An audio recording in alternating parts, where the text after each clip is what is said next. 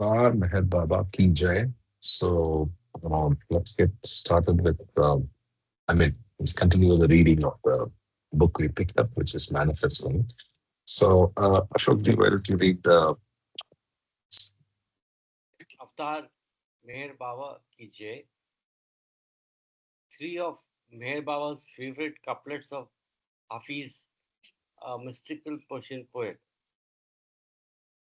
Befitting a fortunate slave, carry out every command of the master without any question of why and what.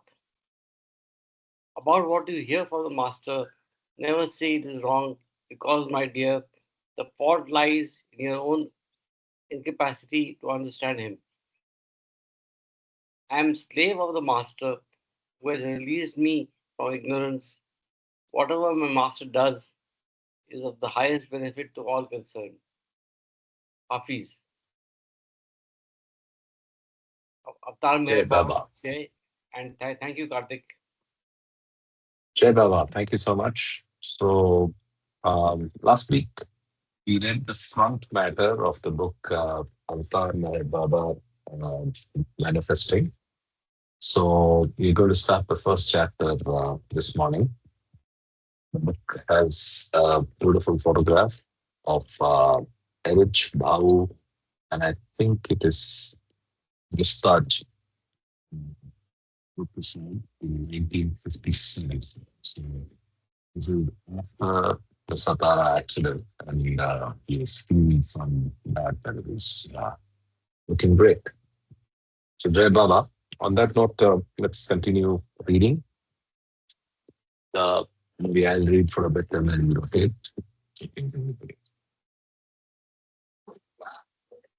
Okay. Avatar Meher Baba Ki Jai. The chapter is called The Pull of Infinite Consciousness. The infinite consciousness and the infinite unconsciousness always together, one, because both are infinite. The infinite consciousness is substance, and the infinite unconsciousness is shadow. In order to experience light, one has necessarily to experience its opposite. Without the experience of darkness, one cannot experience the light. And through the darkness, and though the darkness has no substance, the very substance that exists in light is evident by darkness. I repeat, without the experience of darkness, one cannot experience the light. And though the darkness has no substance, the very substance that exists in light is evident by darkness. Therefore, in order to experience the infinite consciousness, one has necessarily to experience the infinite unconsciousness. Pause. So, infinite unconsciousness is darkness, infinite consciousness is light, and the claim is infinite unconsciousness has to be experienced for us to understand what is the substance behind infinite consciousness. Infinite consciousness is actually the substance, and the shadow of which is infinite unconsciousness. But to understand substance, you have to go through the shadow. And I think the analogy of light and shadow is very beautiful because that makes so much sense. How will you define light to somebody who has not seen darkness or shadow? How will you explain the magnificence of it? You cannot, right? Only when you see darkness, you can explain it. Till then, you can take it for granted or not even understand it at all. I'm talking about it, right? So that's a beautiful thought that we just encountered. Let's continue. The original urge, the whim of God, who am I, emerged out of the infinite consciousness because infinite consciousness has substance and infinite unconsciousness has no substance. This means that in the beginningless beginning, the infinite consciousness was ignorant of its self. And though it was infinite consciousness, it did not know itself as the infinite consciousness. This state of ignorance is experienced when a man is in deep sleep. Though a man, while he is asleep, does not know himself to be a man. Since the beginning, infinite consciousness, because of the urge who am I, seeks to know itself through the medium of infinite unconsciousness. From the beginning to the end, infinite consciousness appears through innumerable aspects throughout the processes of evolution and involution, and therefore the infinite consciousness goes on becoming increasingly conscious of itself. But this happens gradually throughout the processes of evolution and involution. At last, when the infinite consciousness, experiences the total infinite unconsciousness in the state of nirvana, it knows itself instantly as infinite consciousness. And this is the state of nirvikalpa. I am infinite consciousness. I am infinitely conscious. So pause here. Any comments? The entire divine theme has been just explained to us. Yes, it's very profound. Just one uh, question. Uh, the infinite unconsciousness and infinite consciousness, can we relate to uh, duality and reality? Yes, I think you can. Reality is the infinite consciousness, and duality is the shadow of it, which is the infinite unconsciousness. Yes, you can. I was just thinking, and it's a slow response. I was also thinking on the same lines, and it's really, really very, very uh, intense, I would say. Right? Yeah. So I think the let's just go to the charts, right? So you go through now.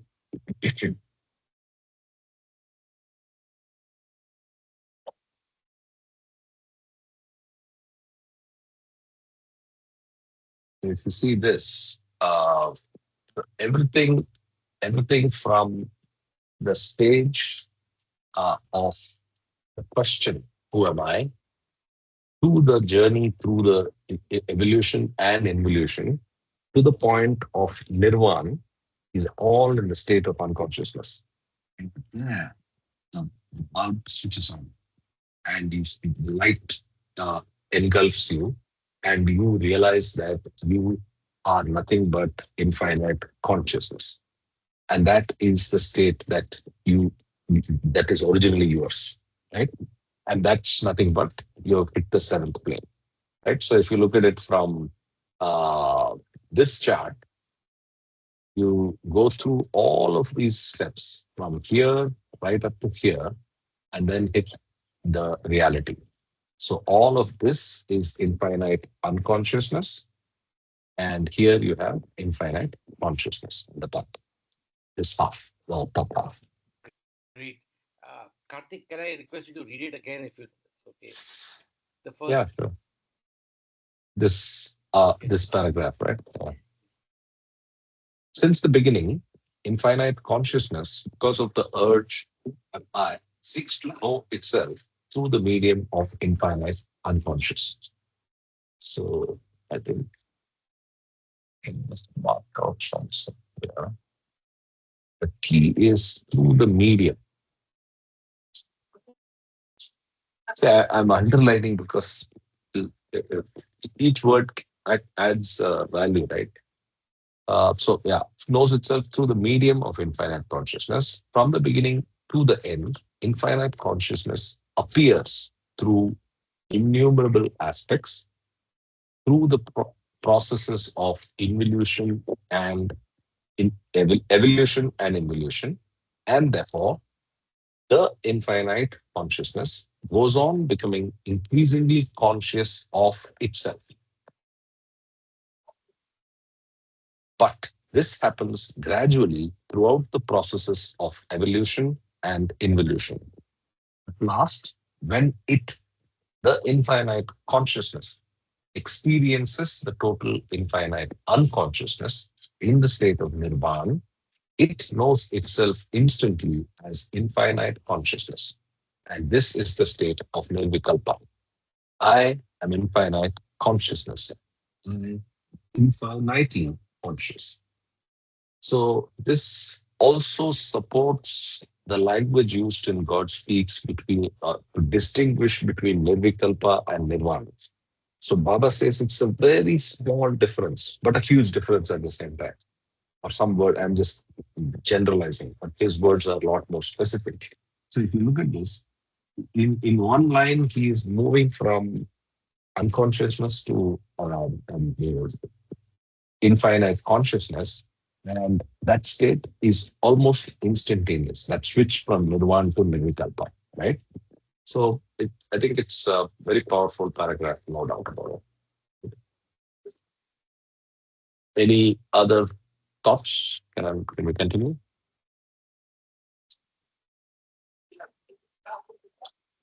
Jay Baba, Okay. in Nirvana, basically, before Nirvikalpa Samadhi, it is mandatory to go through Nirvana, Nirvana. which is the first stage of real fana. And then uh, in this state, Nirvana is basically where is the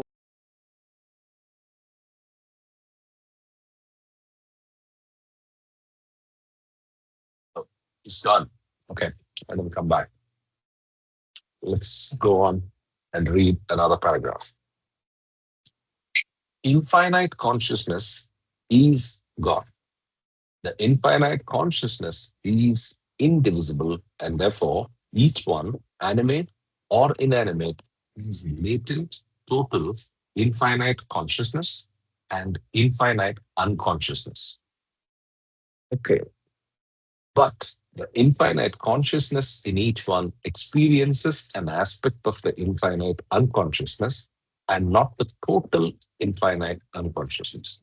Therefore, each one does not experience infinite consciousness, but inevitably, as soon as one experiences the total infinite unconsciousness in Nirvana, one experiences infinite consciousness in Nirvikalpa. So, this is the key word here, right? So, everything is already latent and potent, but each one experiences an aspect, right? And hence not the total. But inevitably, as soon as one experiences total infinite unconsciousness in Nirvana, you go through to infinite consciousness in Nirvikalpa. Kama, you got cut off. You want to repeat what you want to say? yeah, sorry. Yeah. So I was mentioning that if you're able to go back to God Speaks in that particular paragraph where it describes both the first stage of real fana, uh, we can correlate this paragraph with that if you Yeah, find it I don't know appropriate. the exact. Yeah, I wanted to do that, but I don't know the exact reference. In fact, I I was think it is paraphrasing. I don't know whether you 120, were there. probably page 125, I think. 125 or 133. Okay, let's see. Okay, fine.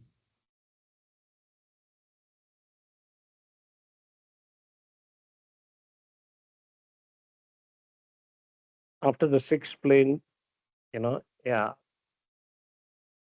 that's You're the one. right. Yeah. So go from the top, go from the Yeah, page I'm number just 125. confirming. Yeah, this is what I was also thinking.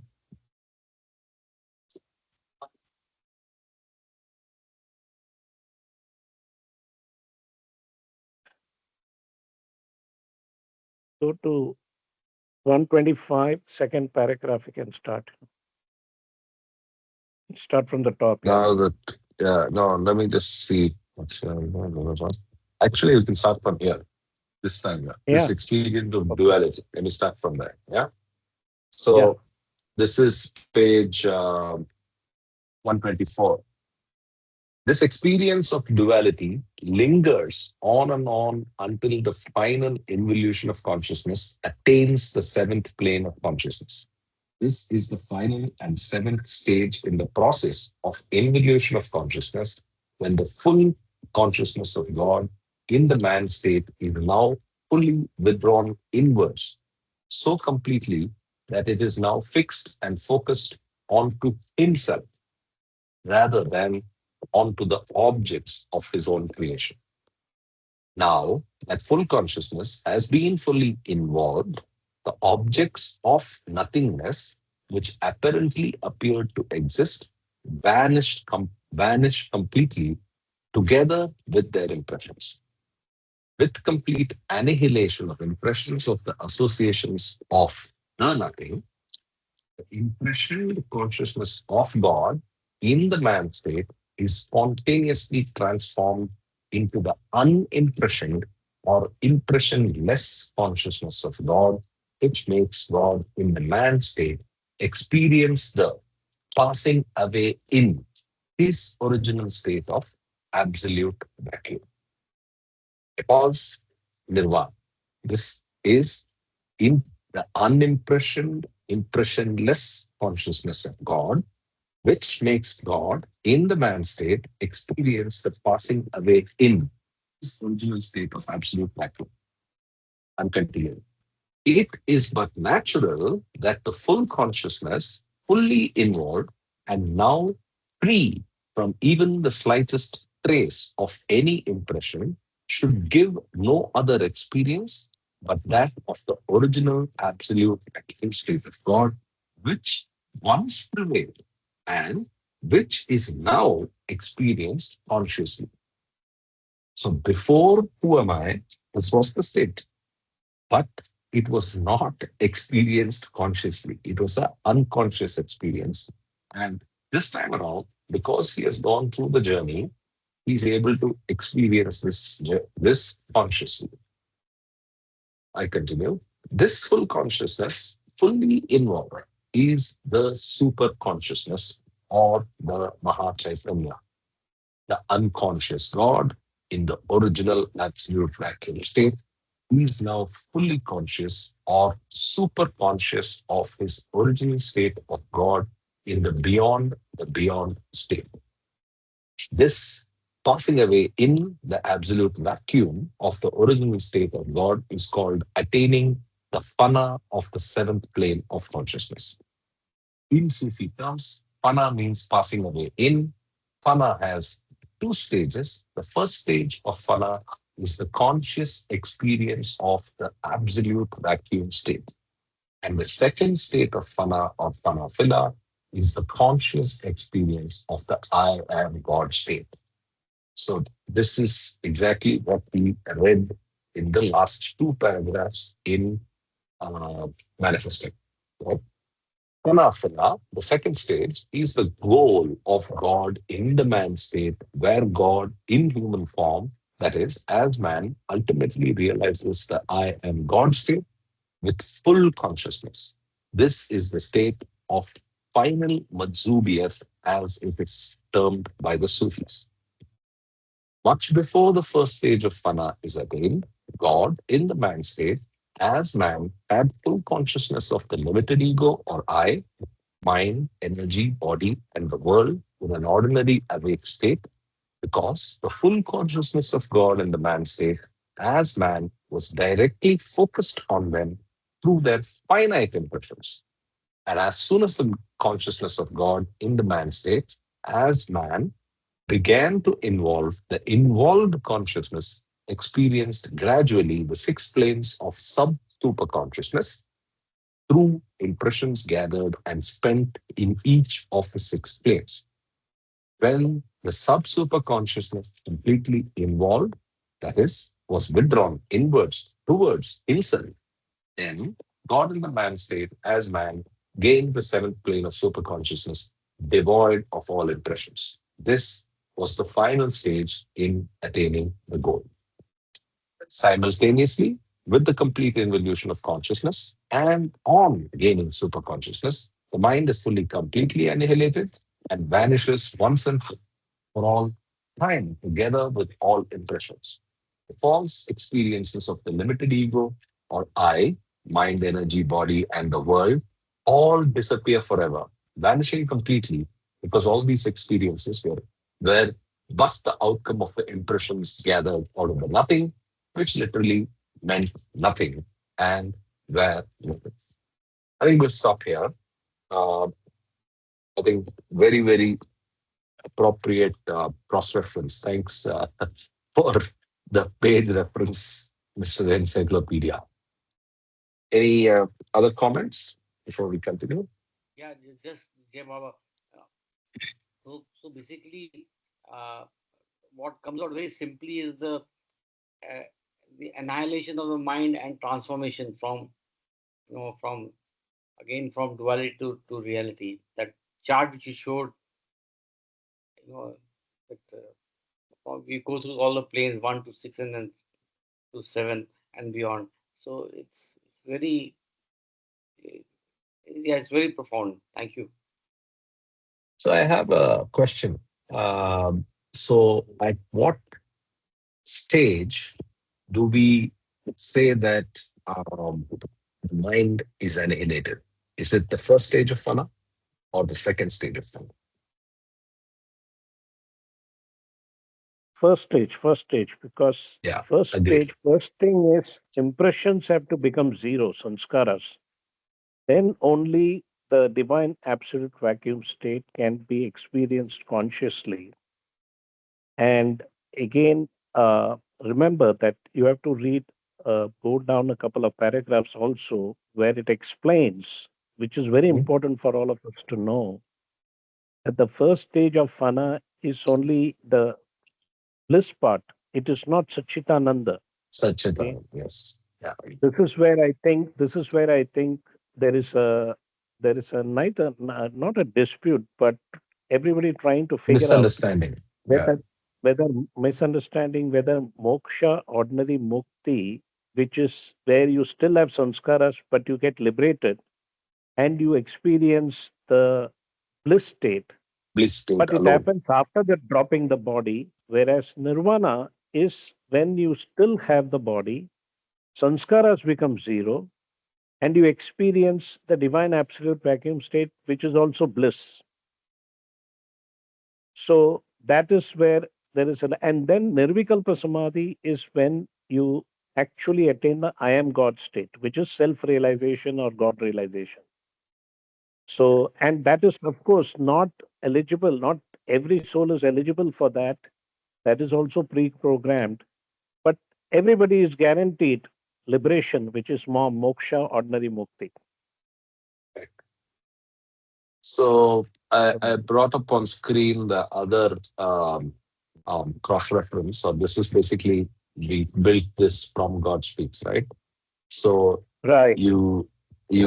there is annihilation of the mind, which is nothing but manonash, which leads to the absolute vacuum or divine absolute vacuum state, and where God is not, but consciousness is. From there, Which is almost we, instantaneously, yeah, go ahead. yeah. No, no. Where you also want to add, and consciousness is, uh, which implies Mahachaitanya, super consciousness, to make Super it consciousness. specific. Yeah, Yeah. correct. And then the final fana is where you experience the I am God state, which is nothing but Aham Brahmasmi or Alalpak, second stage of fana, right?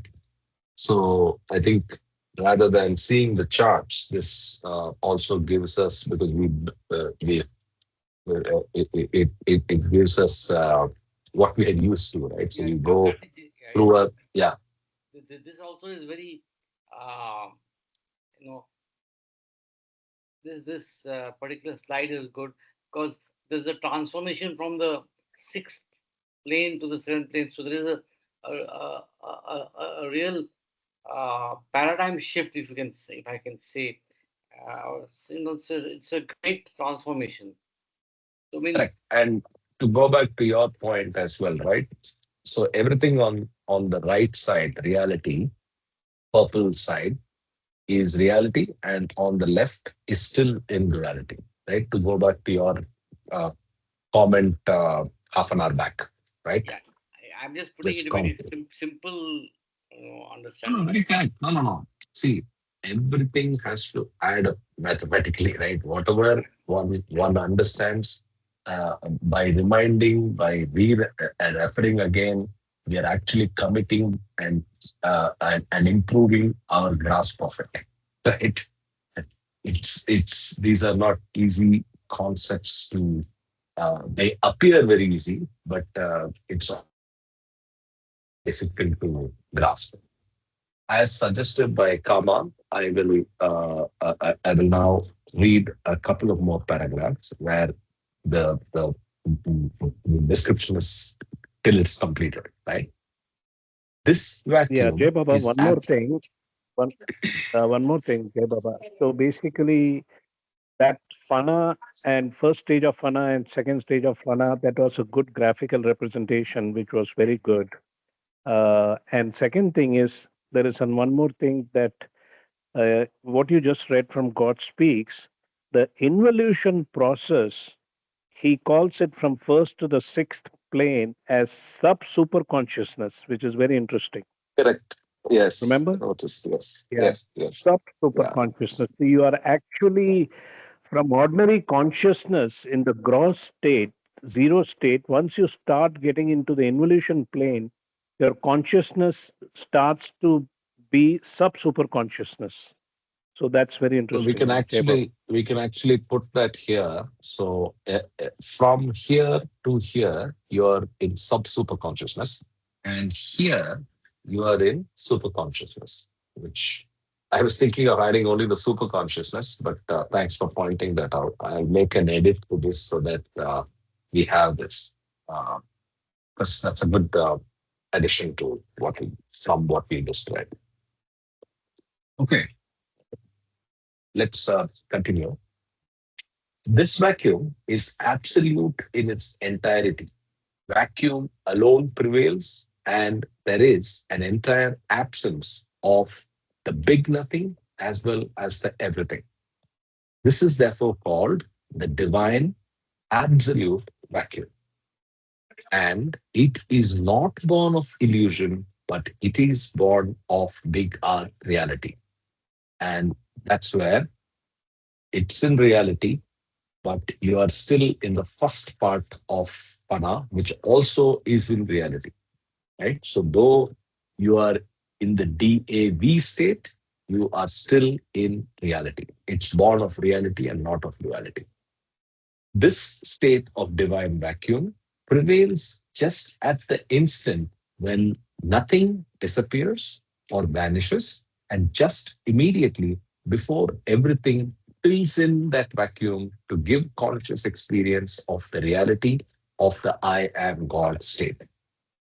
This is the first stage of fana, where all that is of the nothing, big nothing, vanishes completely, and where the super consciousness is focused only on absolute vacuum, which now prevails as it prevails eternally in the original God in state of God, in original divine sound sleep. So I have another edit to do, which I should remember. So let me just at least add it in notes.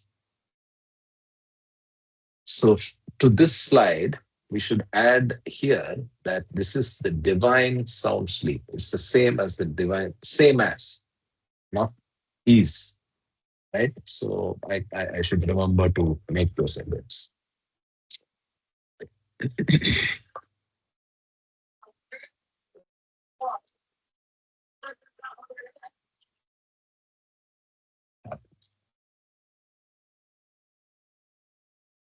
Give me 1 second as I get this back to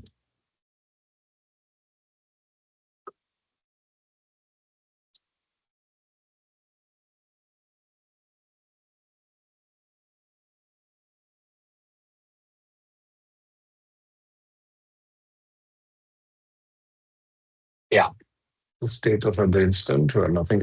This is the first stage of pana, where all that is of nothing vanishes completely and where the super consciousness is focused only on absolute vacuum, which now prevails as it prevails eternally in the original God is state of God in original divine sound sleep. Therefore, in the first stage of fana, the consciousness of God in the man state as man is not of the limited self or ego or I, mind, energy, body, and worlds, nor is the consciousness even of God or of the unlimited self or ego or I, universal mind, unbounded energy, universal body, and universes, because in this first stage of fana, only the consciousness of absolute vacuum prevails. This vacuum is also divine. It is not of illusion, but it is of reality. In this first stage of fana, the super consciousness of God in the man state as man experiences the passing away in the absolute vacuum state of the original God is state and is thus conscious now only of absolute vacuum. As has already been said, this same absolute vacuum state is also established in the everyday sound sleep state of a normal man, where the limited ego or I, mind, energy, body, and the worlds also vanish and the consciousness gained remains dominant.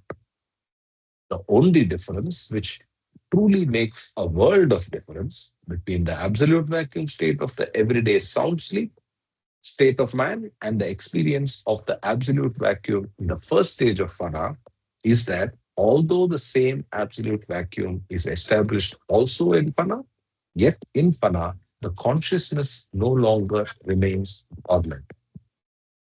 In this stage, it is fully and completely matured consciousness, now actually experiencing the very same absolute vacuum state as the original state of God. And it's giving you the distinction between the nightly sound sleep of the human being in evolution and the state of God in the state of first pana. I'll read this paragraph again. The only difference which truly makes a world of difference between the absolute vacuum state of the everyday sound sleep state of man and the experience of the absolute vacuum in the first stage of fana is that although the same absolute vacuum is established also in fana, yet in fana, the consciousness no longer remains dormant. In this stage, it is fully and completely matured consciousness, now actually experiencing the very same absolute vacuum state as the original state of God. The experience of the first stage of fana is of the nirvana state. Nirvana is that state where apparently God is not. This is the only state where God is not and consciousness is. This experience of the first stage of fana is what Buddha emphasized. But later on, it was misinterpreted as Buddha having emphasized that there was no God. The reality, however, is that God is. But in the absolute state of the first stage of fana, only consciousness remains experiencing absolute vacuum. As it can never happen for God not to exist, in the state of nirvana, God plays the part of consciousness itself, which consciousness is sometimes termed super consciousness or Maha Chaitanya. So, in the state of fana, God is also existent, but he is playing the part of consciousness itself. The second stage of fana, I mean, that's something you have to think about. That's not a easy, that's a very simplistic statement, but something to think about where God, bigger reality, infinite consciousness is always there. So even in the state of nirvana, the God takes on the role of consciousness. I continue reading now. The second stage of Pana follows this nirvana state, and the I am God state is experienced consciously. However, it is only in some cases that the first stage of Pana is immediately followed by the second stage of Pana called Panafila, where the annihilated false and limited ego, or I, is replaced by the real and infinite unlimited I, on which the superconsciousness now becomes automatically focused.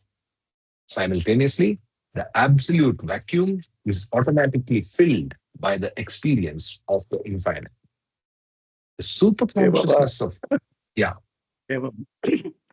This yeah, paragraph that you just read, last paragraph, is very important because the yes, first line says only in some in some cases. cases, yes, So that is what I've been trying to say is that Nirvikalpa Samadhi is a substate of Nirvana, and Nirvana is a substate of, meaning that everybody gets moksha mukti, ordinary mukti, but only a few will get Nirvana, a fewer will get Nirvikalpa Samadhi, and the rarest will get Sahaja Samadhi. correct. Okay? Because there is a confusion in the Baba community. Yes, oh, God realization happens to everybody. No, God realization is only for those because that the only thing is liberation, mukti. There is a subscript in God Speaks, you probably know, where he says the goal is God realization, self realization. But, um, I forget the wording actually, but it's actually the first stage of fana, nirvana. That is why Buddha basically did not want us to get attached to God realization. What he was trying to imply is get your sanskaras to zero because at least you will experience the super consciousness state, which is the God state, the divine absolute vacuum state, right? The most original state of God is the unconscious God, whereas the final state of God, after going through evolution, involution, like all of us drop souls, is basically liberation, which is consciously becoming from unconscious divinity to conscious divinity. So that is the purpose. So Buddha was very practical in a sense. He didn't want us to get distracted from the fact that you have to dissolve your sanskaras to attain nirvana, which is a higher form of mukti, liberation, right? And then a few get, whatever, like, Jai Baba. So, Jay Baba, the we can think of the progression in terms of a pyramid where only few and few people, like the bottom of the pyramid is, if you get its original mukti, and then uh, less and less people reach the higher stages, like a pyramid. Yes, it's a good No, point where you can actually everybody finally makes connect, it, but yes, yeah, the very numbers are. connect, right? Go ahead, Tom. No, no. Even as Ashok said, that's a good idea. If you build the pyramid where bottom is moksha and then nirvana on the top, above it is nirvikalpa samadhi and so on, you can relate these paragraphs to that particular point. So, because it's very difficult to articulate this, you got to read it as you see, to Correct, really correct. grasp the aspect. So, I think it would be a good exercise to connect those page numbers relevant to those particular states. Thank you, Ashok. Jai Baba. Yeah, But Kama, can I request you one thing? If you can just put it into a slide or even on paper and just send it to Karthik and all others in the group. I think that will just give some food for thought and also explanation to people who encounter this. वो Sure, food sure. For thought नहीं है, वो spoon feeding है. I think it's spoon feeding. No, no, no, I'm pulling your leg. Anyway, I would request all of you to also go and do this research yourself, because once you do this research, it becomes your knowledge, right? That I mean, you commit it and you understand it better. But yes, that is that's a true. good side project to do. I will work with you on that, Kama, to clarify and show the progression between the states of DAV right up to full God realization, and the distinction that some do not get GR, but they get ON, right? So I think that's a good exercise, and the visualization of the pyramid is a good idea. So that can be an extension of the chart, I mean, the slides that we put together, right? Yeah, yeah. And Yeah. if you remember, we had done something similar when we were reading God Speaks. We had put a nirvikalpa samadhi in nirvana, uh, or maybe the first, the planes 1 to 6 and 7 was uh, God realization. Long time back, there was we had Yeah, yeah, put. yeah. You had created a prism, not a prism, your Yeah, pyramid. pyramid. I remember. Yeah, yeah, So, yeah, yeah, so I got reminded of that when we were reading this. yeah. Okay. Cool. Jai Baba. So I think with this, we can go back to the manifesting text which we were reading. So where did we stop? God is the infinite. Yeah, I think we stopped here. Consciousness in Nirvikalpa. Okay, continue. God is the infinite consciousness, and to experience infinite consciousness is goal of each being's life. Yet, the pull of the innumerable aspects of the infinite unconsciousness is so tremendous that this pull always turns one away from the experience of infinite consciousness. So one remains in the domain of different aspects of infinite consciousness. To support this paragraph, there are two, three words that we can go back and see. So so if you see, there was gradual, yeah. So you become increasingly conscious, but the process is gradual. If you see the lines that I'm highlighting now, so when you go through evolution and involution, you become increasingly conscious. So the gradation is upward, but it is gradual, right? It's gradual, and that's what is described in this paragraph with the focus on the pull, which is nothing but sanskaras, which is nothing but duality, which is nothing but illusion, right? Okay, so let's continue. The first one, who experienced himself as infinite consciousness, has taken charge of the whole universe. And though he is eternally free, he has got himself bound with the eternal duty and responsibility of making each one eventually conscious of infinite consciousness, which the infinite consciousness in each one of us does not know itself to be. Thus, the first one, who is eternally free and experiences freedom eternally, also experiences, however, that he is bound with the duty and responsibility, making each one conscious of the infinite consciousness that he himself experiences.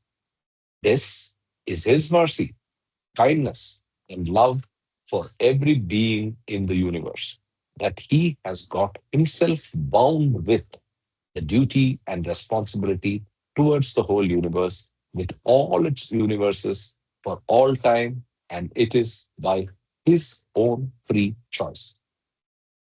Wow. Yeah, Baba, I have a question. Yeah.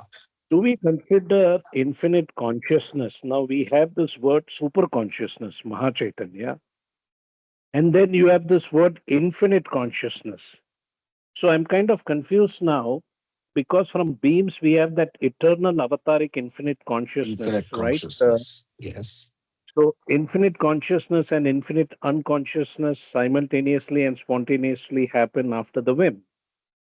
So now here, whenever we are talking about infinite consciousness, Are we talking about the Sachitananda state, or, you know, so this is a little bit of a quandary for me, but I think he is talking about the Sachitananda state, I think, infinite consciousness. Because if you're talking about consciousness, Mahachaitanya, you would specify super consciousness, right? This I is think just so. my I think semantic understanding. the subtlety is on the verb and the noun, right? So maybe again, I need to think a little more and read this again and again.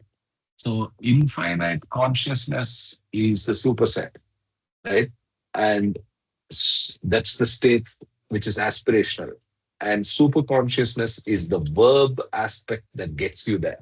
So noun is infinite consciousness, and super consciousness is the last, almost there uh, state in verb form, which gets you to the noun.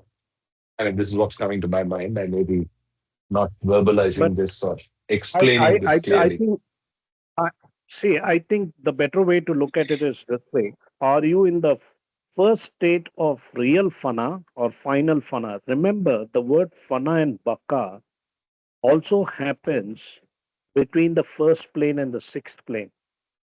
That is why it's important to specify real fana. Okay, that is why in that previous paragraph you read, final madzubiyat, Yeah. must are on musty actually in madzubiyat state, but they are not the real madzubiyat state which happens in the seventh plane. So there are these terminologies which can be very confusing, and you know, and I think that the part that you just read from the manifesting, it clearly said on the top, if you can just go back to that, it says the first one who experienced himself as infinite consciousness has taken charge of the whole universe, and though he is eternally free, he has got himself bound with the eternal duty and responsibility of making each one eventually conscious of infinite consciousness, which the infinite consciousness in each one of us does know. Sorry. Yeah. Sorry. Yeah. So this is actually the definition of the avatar as a way, correct? Yes. Perfect. In fact, So I you wanted can to put relate. a cross reference. I wanted to put a cross reference Yeah. in the EAIC paragraph so that this is a very good addition when we are grappling with avatar in EAIC, right? So we should put a cross reference here so that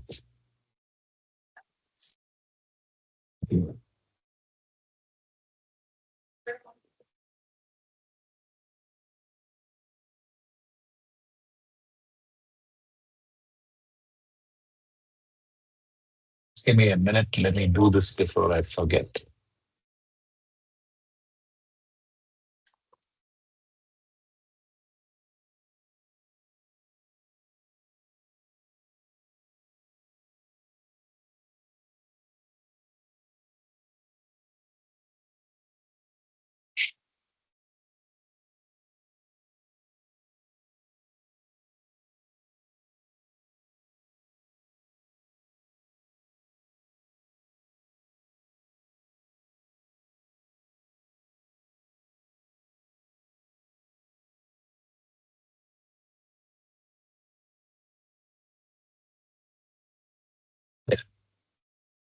It's back.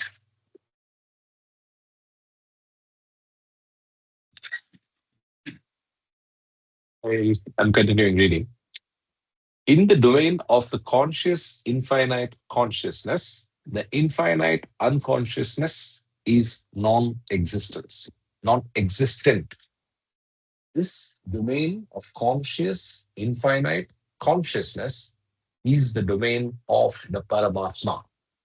In the domain of infinite unconsciousness, all its infinite aspects are existent in non existence.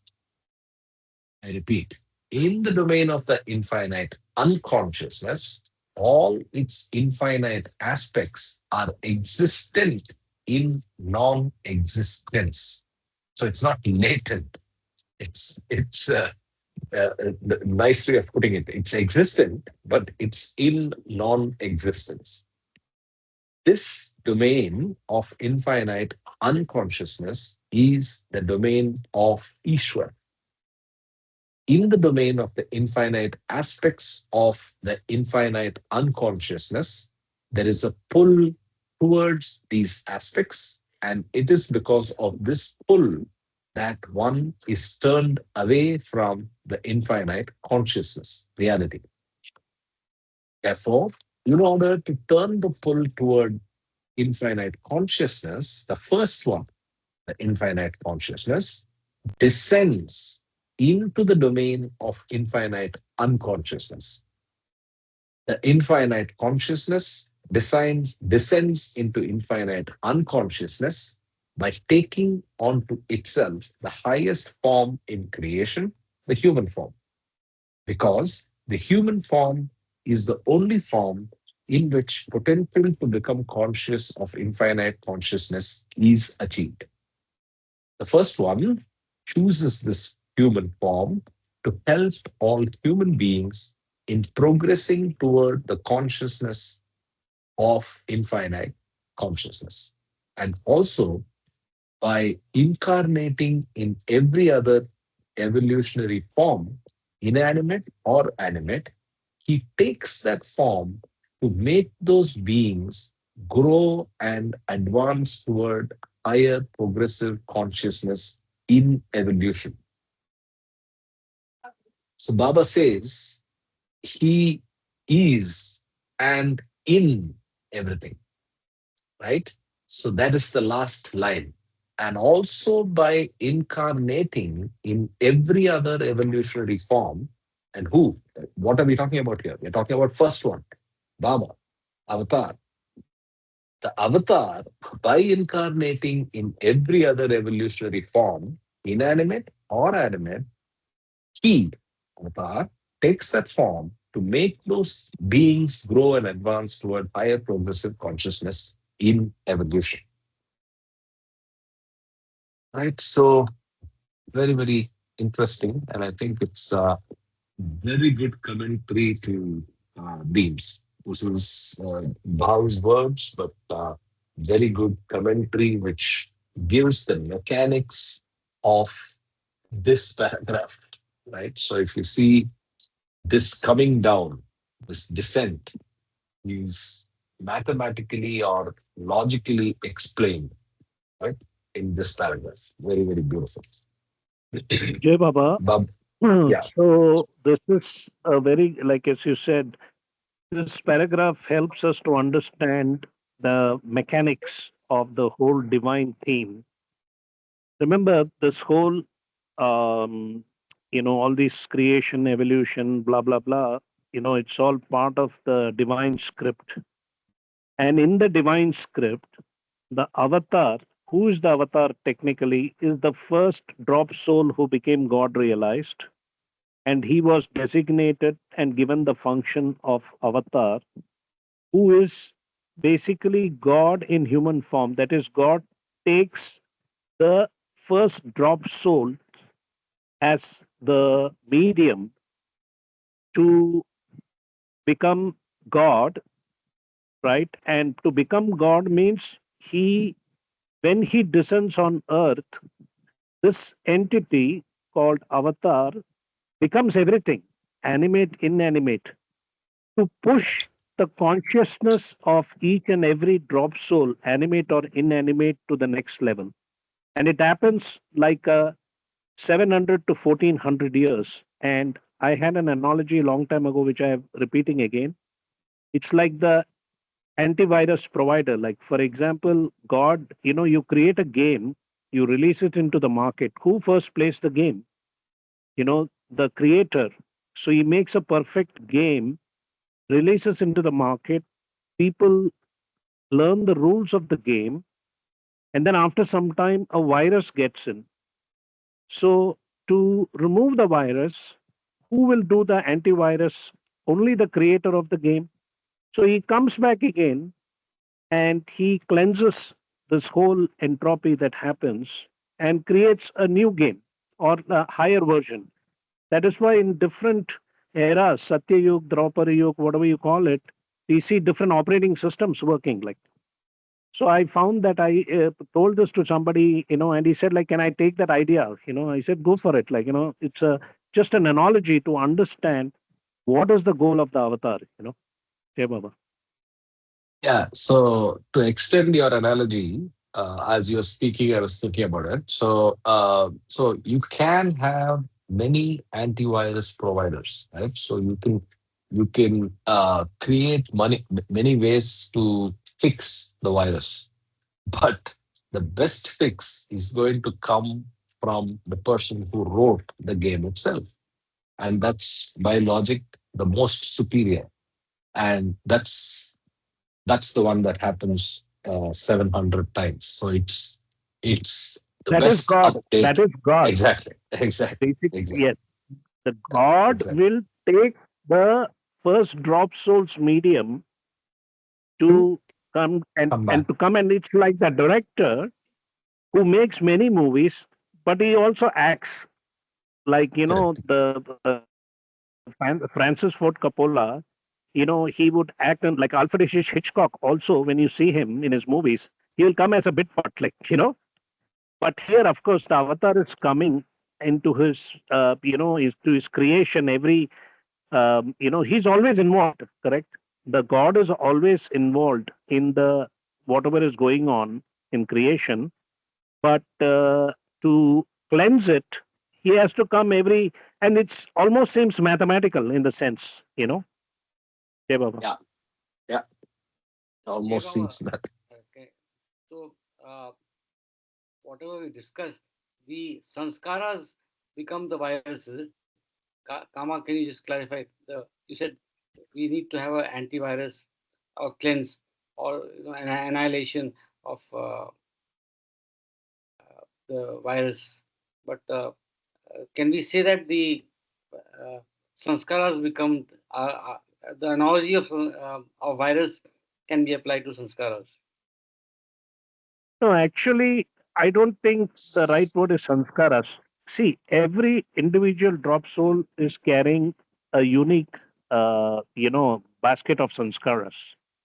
The cumulative effect of the sanskaras, when it becomes very negative, that is when the avatar comes, right?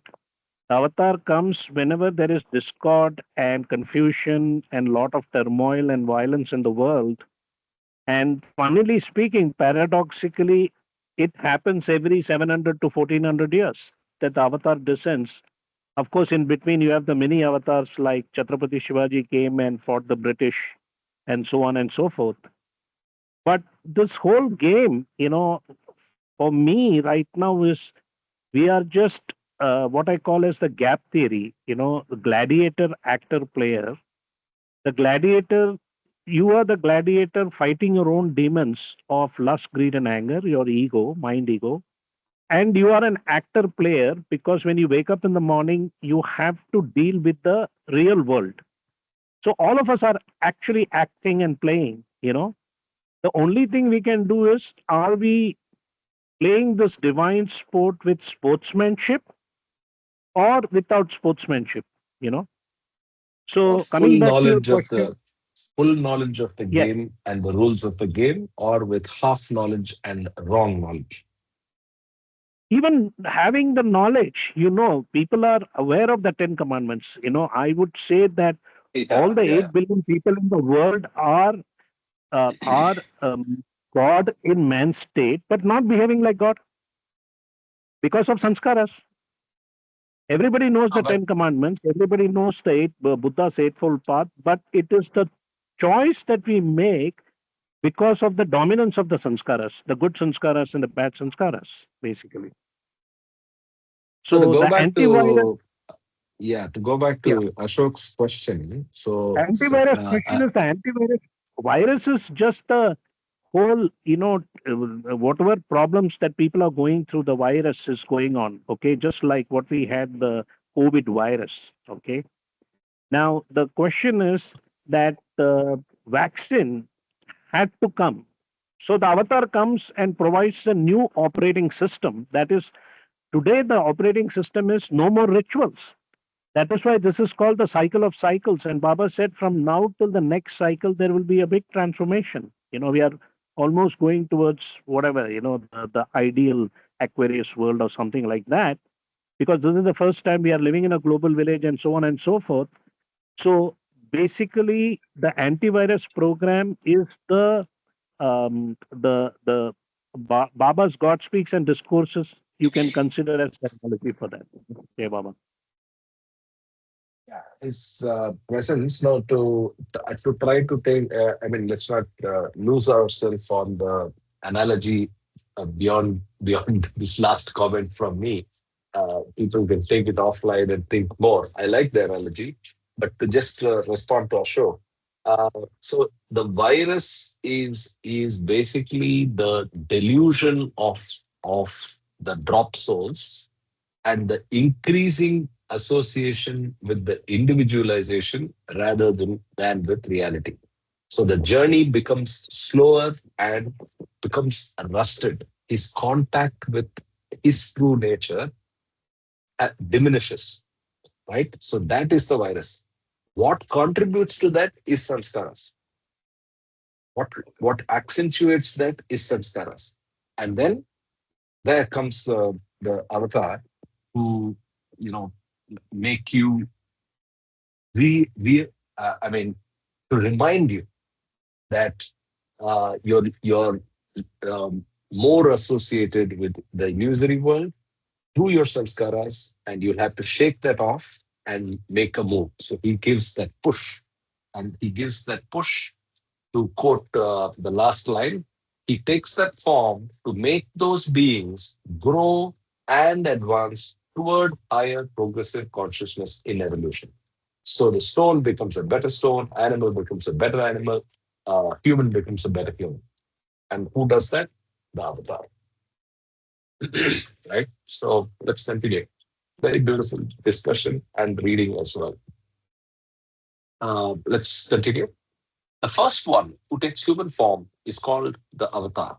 And the avatar is the one who is eternally free, yet is bound by duty to realize others of the infinite consciousness. And it is by his sweet will for all time. The avatar is the first perfect master. Every perfect master, therefore, it is not bound. I repeat, every perfect master thereafter is not bound for all time by his duty to make others realize God. A perfect master is bound only by the duty during his physical lifetime. It is the avatar alone who is responsible for all time to make others realize the infinite consciousness of God, and therefore his help to the universe never stops, and his help is eternally infinite. I see Okay, a Baba. new phraseology that has been. Let me just finish this thought, Kama. I see a new Oh, phrase associated with avatar, which I love in the last two paragraphs. Can you tell me what that word is? He's introducing the concept of duty and responsibility to the avatar, which is beautiful, right? It's correct. It's absolutely correct. But it's beautiful to see that association. We have not seen that anywhere else. He brings in mercy. He brings in compassion as the roles of the avatar. But he says bound by duty, and he bound by duty, right? Very beautiful to realize others. Yeah, go ahead, Kama. You were saying something. no, I think I was pointing out to the same thing that you just said, Mhm. that he is eternally free. No, no, go to that bottom line. Yeah, Yeah, yeah, the yeah. first line, which says, is the one who is eternally free. See, all of us are free in a sense, yet is bound by the duty to realize others of the infinite consciousness, which is the duty given by the divine script, right? So, Correct. as the first drop soul who became God realized, and he also says the avatar is the first perfect master, right? So, this is Correct. also giving you the right terminology, which was very confusing in the Beams chapter. Okay. Exactly. It nails So, that. actually, the right word is there is a word that is used in the introduction to discourses by Not Bhau, that John. is Erich. It's Okay. called the Eternal Perfect Master, okay, Eternal Sadguru, because Hmm. we know that from the divine theme that the Sadguru's power is only when they are in physical form, whereas the avatar is available to all and sundry throughout eternity, right? That is why Right. Ramakrishna, Buddha, Jesus, whatever avatar you focus on is still available to you for eternity. No, Jai Baba. Correct. So this is the confusing paragraph or words that Kama was referring to. This master Right. had no master in the human form. Still makes sense. But all subsequent masters have had masters in the human form to help them in truth realization. And then he goes on. The first master could realize God without a master. All this is nailed very clearly here. The avatar is the first perfect master. Okay. And he is eternally free, but he is bound by the duty to realize others and he comes back. Then, perfect master is bound only by the duty during his physical lifetime. It is the avatar alone who is responsible for all time to make others realize the infinite consciousness of God, and therefore his help to the universe never stops, and his help is eternally infinite. Very beautiful. Jay Baba, Okay. Karthik, can you underline the last line? That's very significant. It is the avatar alone who's responsible for. So, Yeah.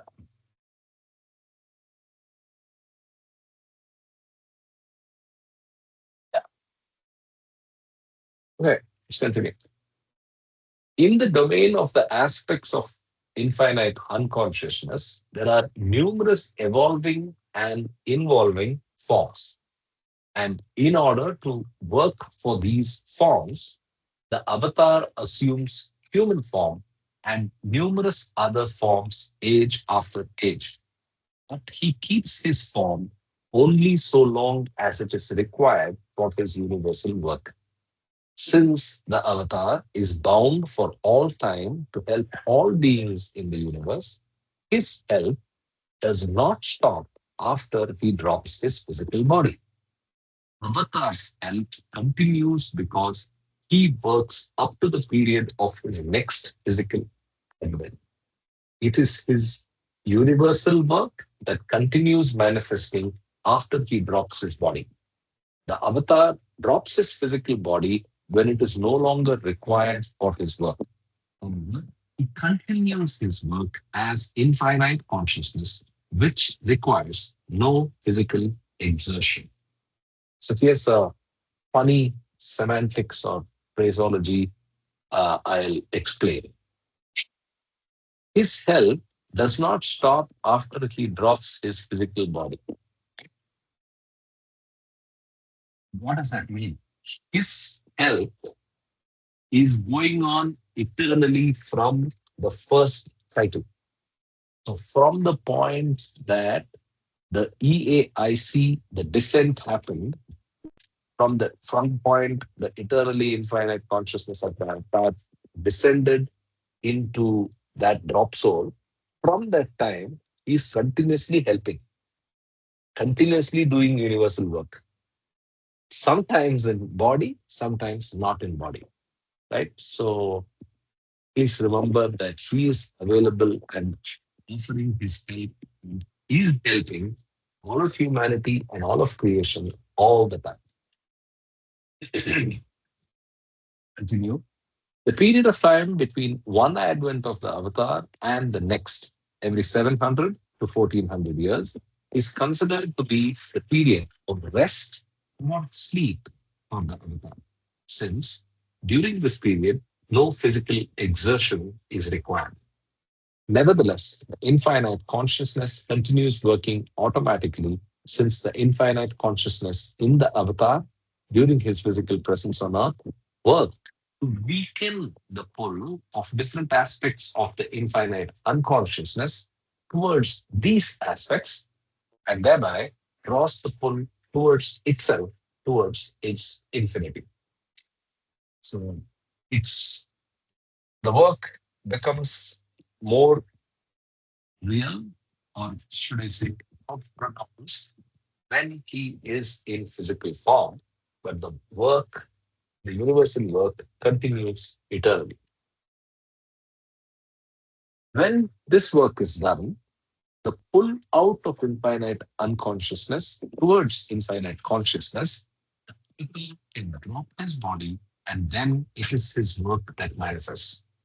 By the work of the avatar, infinite consciousness is pulled more and more, and the pull of infinite consciousness becomes stronger and stronger, more real, while the pull of the aspects of infinite unconsciousness becomes weaker and weaker, less real. Despite the absence of the avatar's physical presence, his work continues until his next advent in the formless form of the infinite consciousness, because he is bound by his duty to help all beings in the universe eternally. Most of the work of the avatar during his physical lifetime is making preparations. He makes preparations for each one of us. To speak metaphorically, God waits at the end of the journey of life, and that this journey is made in many ways. Some of us are to board aeroplanes, some ships, some trains, and the rest have to travel by cars to reach the goal. The avatar, while incarnate, plans in advance for one in such a way that each one cross a certain distance towards the goal in each lifetime. The avatar also incorporates certain eventualities in his work for each one during his journey towards the goal. When these eventualities have been worked out by him and the work is completely finished, the avatar drops his body and his plan begins to manifest automatically. Interesting, very, very interesting. So if you see the previous paragraph, See, we can't see the page on the thing. It's still showing beams. oh, really? Is that just you, Ashok or Sanjayji? Can you see No, the I'm not. manifesting page? No, I'm not seeing the beams. I'm seeing the book we are reading. Okay, so can I just That's get my. in? I mean, yeah, I think it's just your refresh. So just kill the app and reconnect, Okay. please. Okay. Yeah. One point is what is clearly significant about what you just read is, remember Baba's life before he dropped his body in 1968. He was going through from 65 to 68, 69. He was doing a lot of inner work, lot of you know and in 1968 he finally declared around July or the that particular year, uh, that my work is finally finished to my Completely done. complete satisfaction. Satisfaction. Yeah. Oh, sorry. Yeah.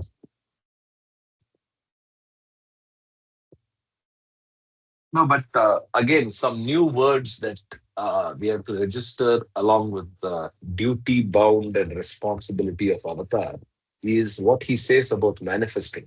He says what manifests is the work of the Avatar, right? So he's done all the preparations. So two other words to link to Avatar now is preparations and work will manifest. Right? So it's very, very beautiful. Very beautiful the way Right. he's describing it. Will we finish this? Yeah, we read this paragraph. So let's continue with this one.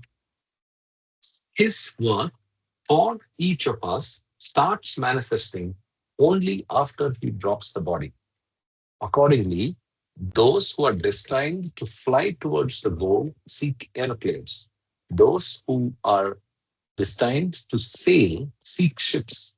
Likewise, those who are destined for a train seek trains. and the rest who are destined to travel towards the goal most slowly seek a car to drive. All of these travelers, except those traveling by cars, experience the manifestation of the avatar soon after he drops the body. What does this last line mean? By the way, Kama, are you able to see the page or not yet? So I'll read this last line again. All of these travelers, except those traveling by cars, experience the manifestation of the avatar soon after he drops the body. Why is car given a response? I mean, an importance. Send a sales. Oh, okay. So the car is the residual set. So you have an option to fly, you have an option to sail, the rest take a train, and literally everybody else is just taking a car. So the car is the most lowest end of the journey. All of these travelers, except those traveling by cars. So those traveling by trains, those traveling by planes, and those traveling by ships are a little ahead and can reach their destinations a little quicker, and they experience the manifestation of the avatar soon after he drops the body. Right? Let's continue. The certain eventualities in the work of the avatar indicate predetermined difficulties in each one's journey, such as the failure of the engines in the planes, ships, trains, and cars, along with other breakdowns.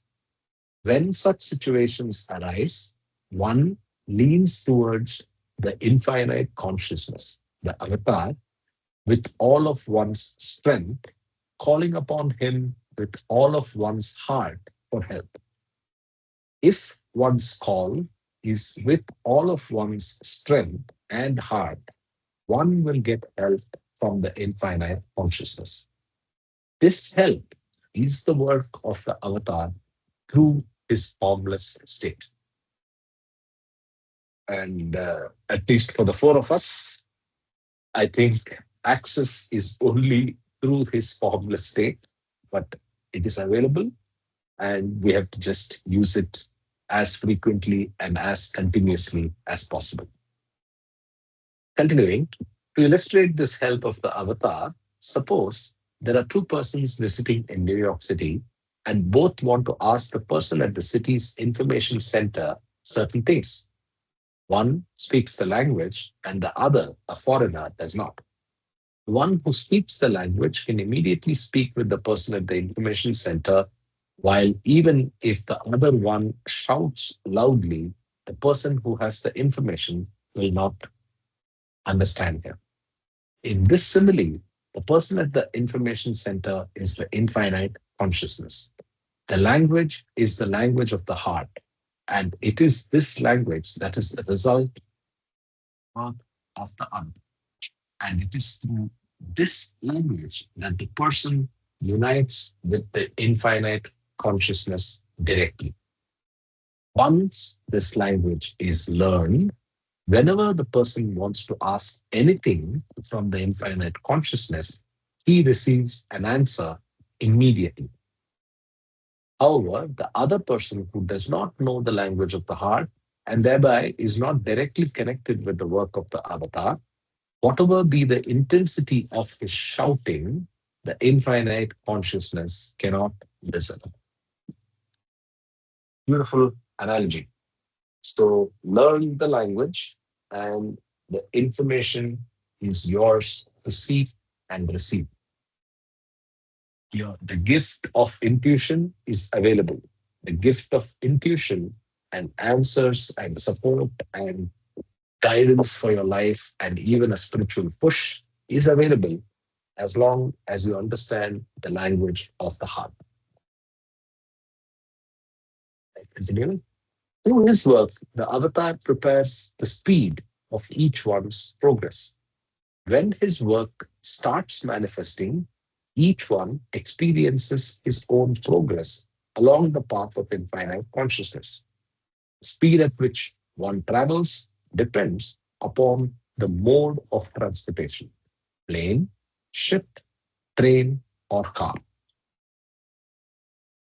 Those who are destined to travel by car to reach the goal take the longest time, since they are the persons most deeply immersed in the grossest aspects of the infinite unconsciousness. It is through the work of the avatar that they are extended the opportunity to make their journey toward the goal. These individuals form the majority of the population of the world, and when they all gradually drive their cars, the total manifestation of the avatar is witnessed on earth. So, which vehicle are you on? Are you in a car? Are you on a ship? Are you in a plane? Or are you on a train? That's what we need to meditate upon. Continuing, even though the majority of humanity is traveling only by car, the car will nevertheless carry them toward the goal. Despite their weaknesses, they are really fortunate to leave the side paths towards different aspects of the infinite unconsciousness and take the straight path, which leads directly towards the infinite consciousness. It is along the path to infinite consciousness that leads towards the total annihilation of all the different aspects of the infinite unconsciousness. The earth will become the avatar's garden. The period up to the time of the total manifestation of the avatar is that of preparing the soil, fertilization, planting, watering, and nourishing carefully. The total manifestation is the period when the garden is found in full bloom. Mankind as a whole recognizes the advent of the avatar of this age. World will witness the manifestation of Avatar Meher Baba when his silence will speak in each heart. I am in you, and I am happy that you have accepted me. And the world will answer to his word. Yes, Lord, you have been accepted because you are the only reality. There is no one besides you. Tears will sing. Meher Baba, you are matchless, most compassionate one, the most kind, most loving, and most merciful. You suffered infinitely to awaken us from the deep sleep of illusion, so your love could be bestowed upon us, and we are at your feet. You are the only one worthy of worship. You are the avatar of the age. Amazing opening to the book, right? So maybe we will stop at this point, uh, a little earlier than what we would have liked, but we can take any questions and discussion points that anybody wants to bring up.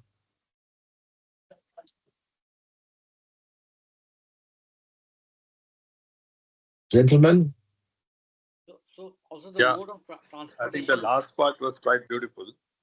very, very Uh, beautiful. get this, yeah. Jai Baba. Very good.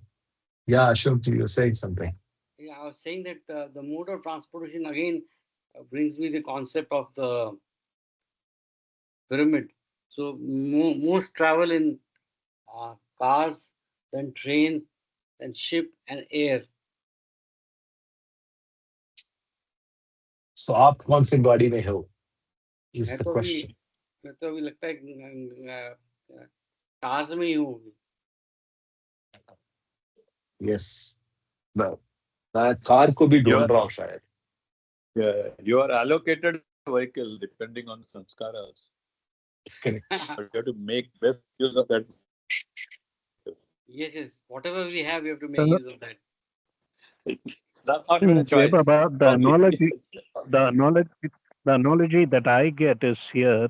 If you're on a flight from one point to the other, it is like being with the Sadguru or the avatar, just like the Mandali was. You just follow like the new life, complete surrender, love, obedience, surrender, and sacrifice. Whereas the other ones, and ship is also like a same form. It's going by itself. It's taking a slow time, but that's okay. It will reach your destination. Whereas when you go in the car or train, Baba has talked about the analogy of the goods train, the passenger train, the express train. Then we have the Duranto kind of thing. So you are basically tempted to get down at different stations and experience the illusion, the grand illusion. So if you're Yes, driving a yes. car, if you're driving the car yourself, then you're doing your spiritual sadhana by yourself, right? Just an analogy. And you have to get down, you have to take rest, stuff like that. So I think of course, each one of us is destined, whether we are with Baba. I think the only thing we can say now that Baba is not in body form now, but his presence is much more powerful, he said, as the Nirguna Nirakar, and we just have to abide in it. So Ramana Maharshi said a beautiful thing: grace is always around you, but you're not available for it. So that is the beauty, Jai Baba. Yes. Absolutely. The Madhusudan song is there, no? राह में बैठे खेल अनोखे मन ललचावत मेरा मन पंछी रमता उनमें ही वही करता है बसेरा. So on the train and the bus and the car, you have the temptations, and there is Yeah. you also have an option to get down, but on the flight you don't have even that. Yes. Yes. Change the train, change the bus, take a different route. All that is possible, but when on a flight, that all these options are cut off. Yeah, Baba. On the flight, you need to, if you want to get off, you need to use a parachute. Absolutely.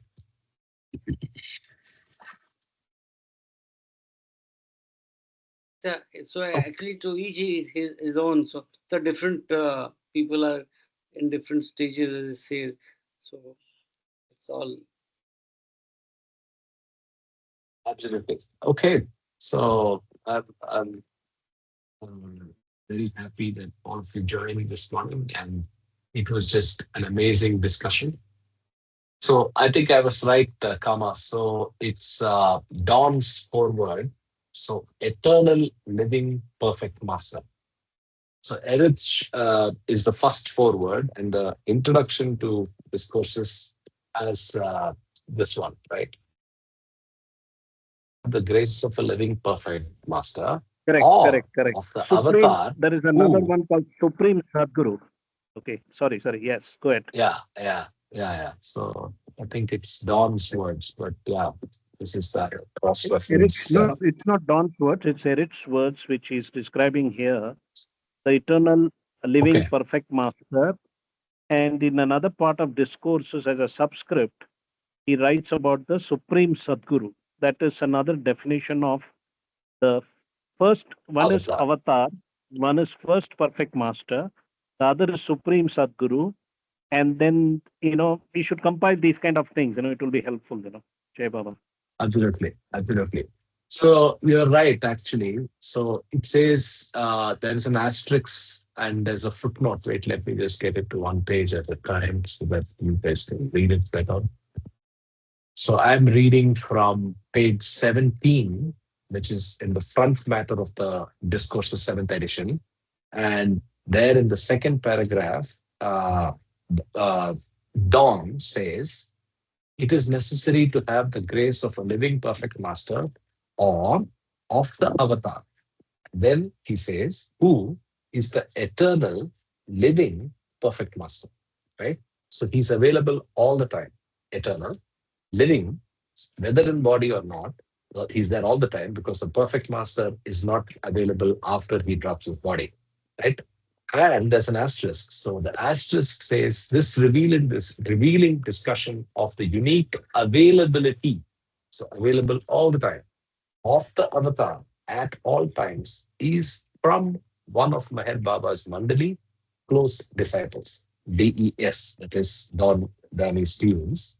But he has not mentioned who it was, but probably it was Serach. So amazing discussion, amazing cross references, and all of that getting us closer to understanding uh, uh, and understanding the importance of the language of the heart, so that we are able to speak the language and at the counter in New York, ask for the questions and get the information and move on to get higher and higher, speedier forms of transportation so that we get to the state that we aspire for individually.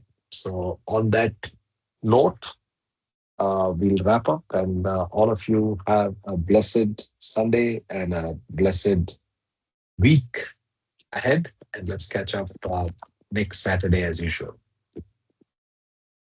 Jai Baba. Thank you so much. Have a good one.